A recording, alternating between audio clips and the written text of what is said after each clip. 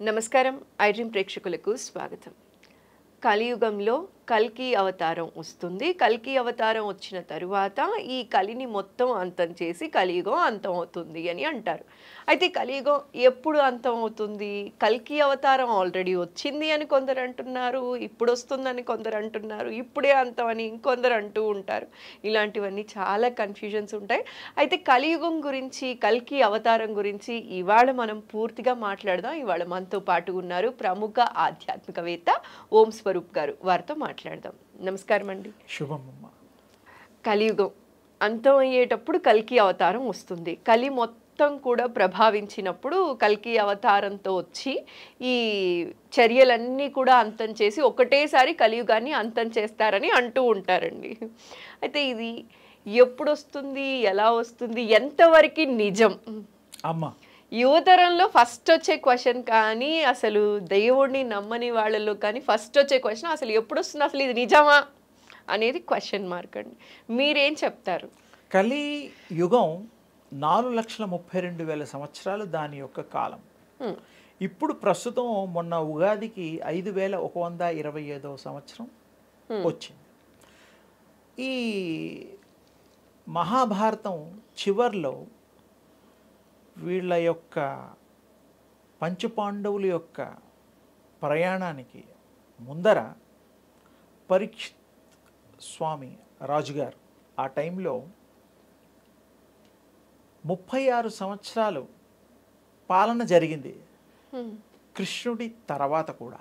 కృష్ణుడి తర్వాత కృష్ణుడి యొక్క జీవనము 126 సంవత్సరాల 8.5 రోజులని తెలుస్తోంది డీటెయిల్డ్గా. మహాభారతంలో కూడా ఉంది. కృష్ణ పర్వంలో చూస్తే మనకి దాని ఇంకా విశేషంగా తెలుస్తాయి. అయితే ఈ యొక్క స్వర్గారోహణము ఈ యొక్క పాండవులు పరీక్షిత్ స్వామి వారికి అన్నీ అప్పచెప్పి వెళ్ళిపోవడం జరిగింది.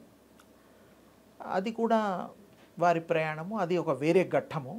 కానీ ఇక్కడ ఆ టైంలోనే ఇదంతా కలియుగం ఎంటర్ అయిపోయింది కాబట్టి ఇక మనం ఉండలేమనేటువంటి అర్థం చేసుకొని ఈ పాండవులు ఆ యొక్క ప్రయాణాన్ని నిర్ణయించుకుంటారు.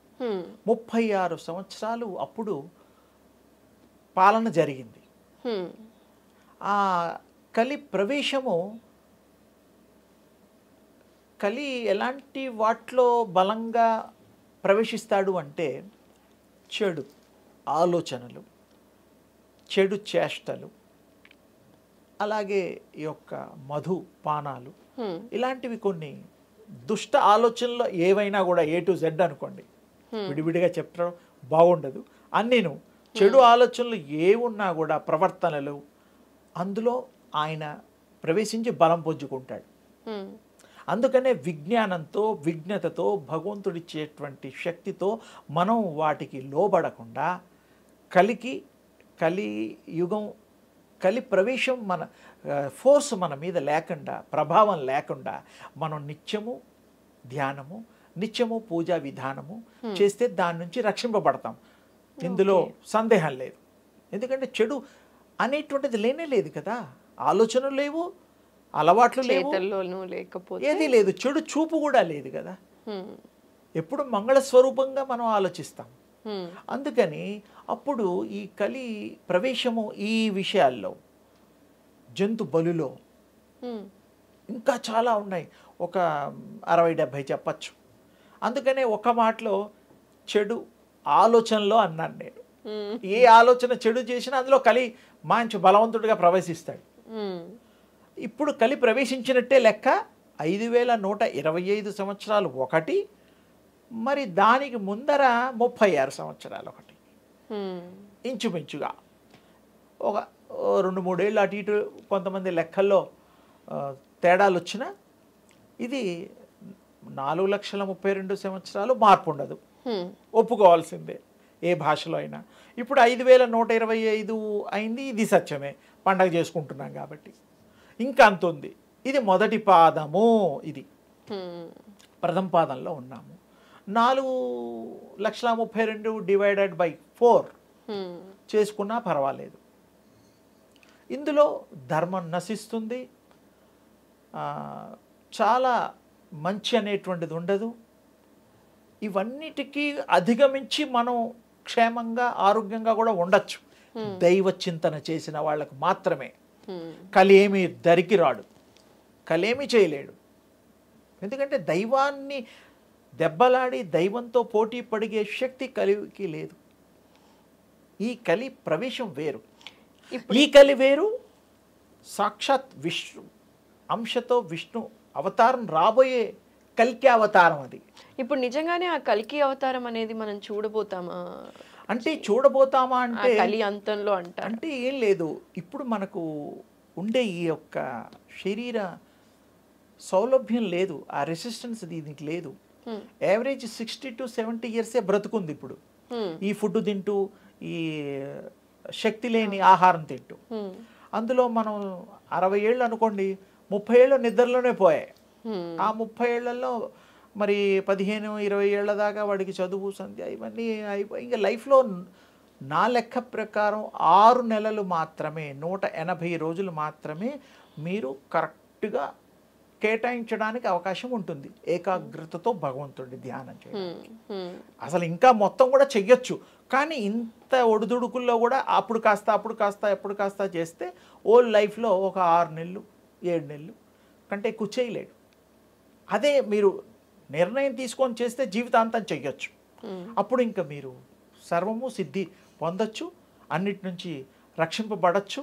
ఇది అయితే ఈ 4 భాగాలు చేసినటువంటి దీంట్లో చివర్లో ఆ స్వామి రావడం, ఆ యొక్క అశ్వం మీద మంచి ఆయుధాలు తీసుకొని రావడం, కల్కి అవతారంలో అందరినీ ఏమేమి శిక్ష వేయడం, ఇదంతా సమాప్తి చేయడం, మళ్ళీ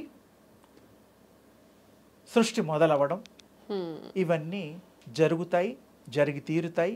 మన పురాణాలు, మన వేద వాంగ్మయంలో, అక్కడక్కడ ఈ ఉపనిషత్తుల్లో ఇవన్నీ కూడా మనం చెప్పిన కొన్ని మాటల ఆధారంగా ఈ యుగాలు ఇవన్నీ చూస్తే ఇది చివరిది. ఇప్పుడు తొందరగా అంతం కాదు.